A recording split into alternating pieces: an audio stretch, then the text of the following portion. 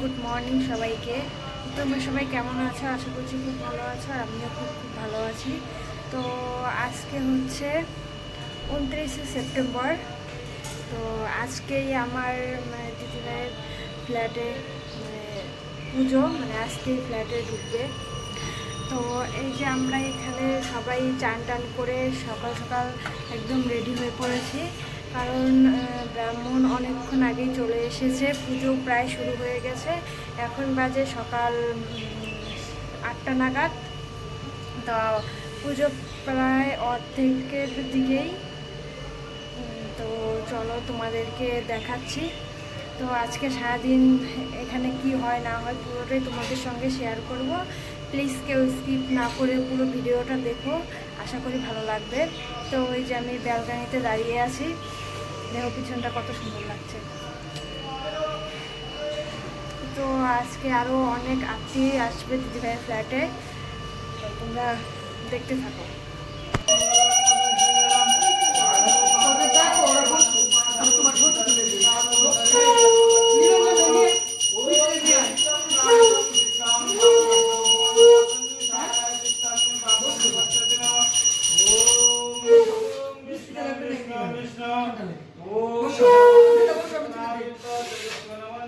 তো এই যে পুজো শুরু হয়ে গেছে। তো এখানে মামি শাক বাজাচ্ছিল, আরও সবাই ছিলাম। তারপর এই যে আমি আর মাসি বসে এখানে দেখছিলাম পুজো, আর কি কি লাগে না লাগে সেটাও দেখভাল করছিলাম।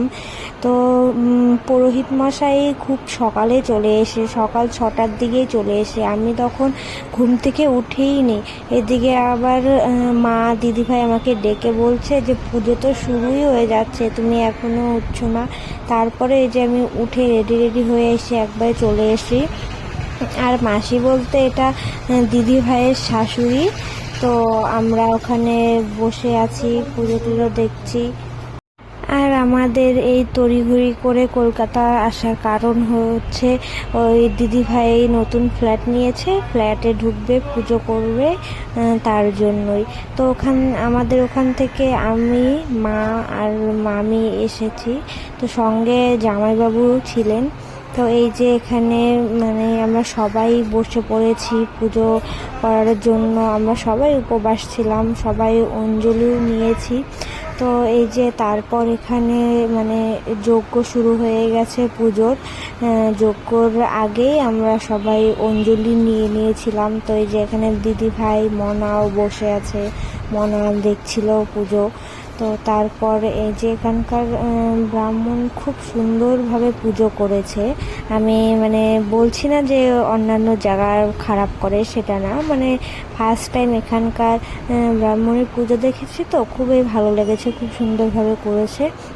তারপর এদিকে পুজো টুজো হওয়ার পর মা বলছিল যে তুমি শুধু একটু ডাল ভাত করে নাও, আমরা সবাই হালকা করে খেয়ে নিই, উপবাসটা ভাঙি।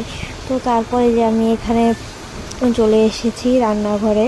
এখানে আমি ডাল, তারপর পাঁপড় ভাজা, পটল ভাজা, ভাত এগুলোই করছিলাম। তো ওই যে দিদিভাই বা কিসের জন্য রান্নাঘরে এসেছিলো কি বা খুঁজছিল। তো তারপর এদিকে আমার রান্না প্রায় কমপ্লিটের দিকেই প্রায়। তো খুবই মনোযোগ সহকারে রান্না করছিলাম, কারণ অনেকেই খাবে বলে কথা। তো আমি সেরকম দিদিভাইয়ের এখানে এসে রান্না বান্না করি না, তো সবাই ব্যস্ত ছিল। তো আর আমার কোনো কাজও ছিল না, তাই আর কি আমি রান্নাতে চলে যাই। আর অনেকটাও বেলা হয়ে গেছিলো, সবারই খিদে পেয়ে যাচ্ছিলো, আর সেরকম কেউ ছিলও না রান্না করার মতো, তাই আর কি আমি এখানে রান্না করতে চলে আসি। তো তারপর আমরা এই হালকা পাতলা সবাই খেয়ে নিই, কারণ আজকে তো নিরামিষেই খেতে হবে।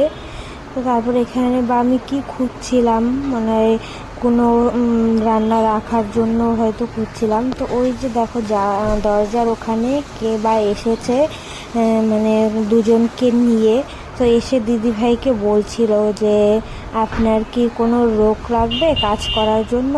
তো দিদিভাই বলেছিল যে লাগবে, তাই উনি নিয়ে এসেছিলেন। এভরিওয়ান, তো দেখলেই আমাদের পুজো টুজো সব কমপ্লিট।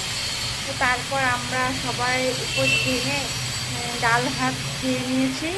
তো এখন আমাদের আরও অন্যান্য আত্মীয়রা আসবে, তো তাদের জন্য আর কি রান্না করছে। তো আজকে যেহেতু পুজো হয়েছে তার জন্য মানে পুরো দিনটাই আজকে নিরামিষ থাকবে, তার জন্য ওইদিকে মা রান্না করছে কি ফ্রাইড রাইস আর হচ্ছে একটা সবজি করবে আর পনির।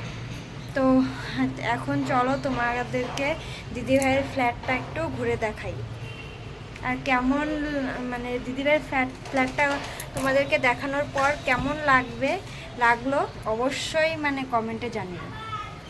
চলো চলো তোমাদেরকে ব্যালকনি থেকেই দেখানো শুরু করি।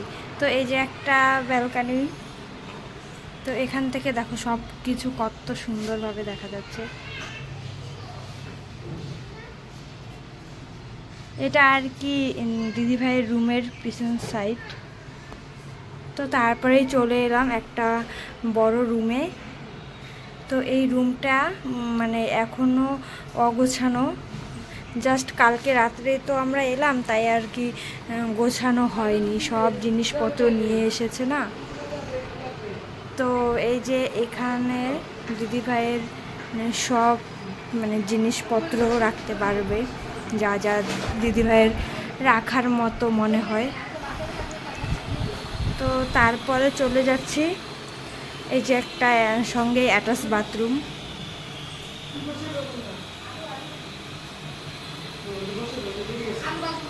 আর তারপরে চলে যাচ্ছি কিচেনে, এই যে মা আর মামির রান্নার আয়োজন করছে।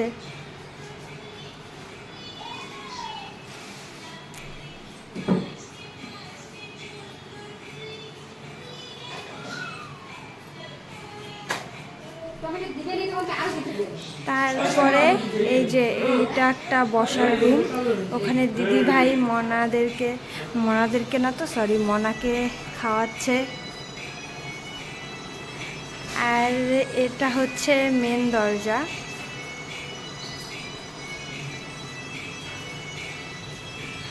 তো সঙ্গেই লিফট রয়েছে। তো ঘরগুলো এখনও গোছানো হয়নি, তো কিছুদিনের মধ্যেই আর কি দিদিভাই সব কিছু ঠিকঠাকভাবে গুছিয়ে নেবে। তারপরে এখানেও একটা বাথরুম রয়েছে, আর এখানেও একটা অনেক বড় রুম রয়েছে, তার সঙ্গে আবার এখানে একটা রুম।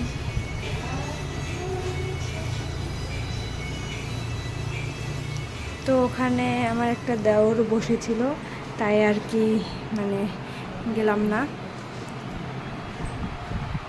তো তারপর এখানে আরেকটা ব্যালকনি, তো ওটার থেকে এটা একটু বড়, আগে যেটা দেখিয়েছি তোমাদেরকে।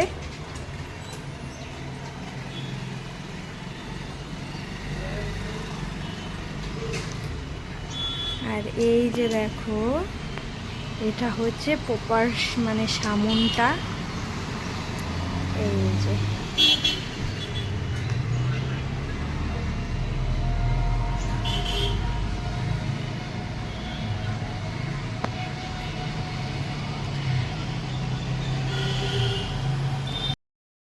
আমাদের আত্মীয়রা চলে এসেছে, মানে মাসি মেসো বোনু ভাই ওরা সবাই চলে এসেছে। তো এই যে আমিও রেডি হয়ে পড়েছি।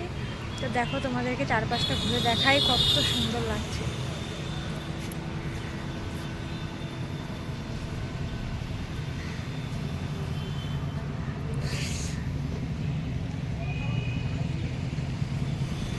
আর কি বলবো, এত পরিমাণে রোদ, তাকাতে পারছি না, চোখ দিয়ে একদম টপটপ করে মনে হয় জল পড়ছে। তো তারপর দিদিভাইয়ের অফিস থেকে অনেক কলিগ এসেছিল, আর নিচের ফ্ল্যাটে যারা থাকে ওনারাও এসেছিল। আর এই যে রাত্রের দিকে আমাদের মানে একটু সৎসঙ্গ দিয়েছিল, যারা অনুকূল ঠাকুরের শিষ্য তারা জানো সৎসঙ্গ কী, আর তারা কেন অনেকেই জানো। তো মার খুবই ইচ্ছা ছিল যে একটু সৎসঙ্গ দিবে, তো তারই আয়োজন করা হয়েছিল। তো এখানে সবাই অনুষ্ঠান করছিল কত সুন্দর করে। আর যে বুনুটা হাই করলো ওটা হচ্ছে আমার ছোট মাসির মেয়ে। তো খুবই কিউট, খুব ভালো লাগে, ও আমার সঙ্গে সব সময় থাকে, বৌদি ভাই বলে, আর ও আমার সঙ্গে খুবই মিশে। তো এই যে এখানে কত সুন্দর করে ওনারা অনুষ্ঠান করছিলেন। এই অনুষ্ঠান আমাদের মানে বাড়িতে প্রায় প্রায়ই হয়। তো তাই আর কি মা বলছিল যে তোর নতুন ফ্ল্যাটে একটু অনুষ্ঠান করব। তো তোমরা দেখো কি সুন্দর অনুষ্ঠান হচ্ছিল।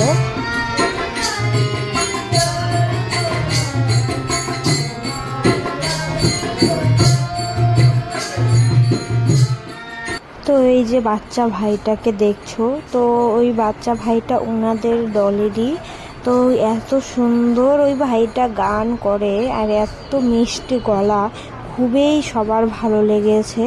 তো তারপরে যে ইনারা অনুষ্ঠান করে এনাদেরকে খাবার দাবার দিয়েছিলাম, এনারা অনুষ্ঠান করে বাড়ি চলে যায়। তো আজকের ভিডিওটা এই পর্যন্ত। কেমন লাগলো তোমাদের অবশ্যই কমেন্টে জানিও। দেখা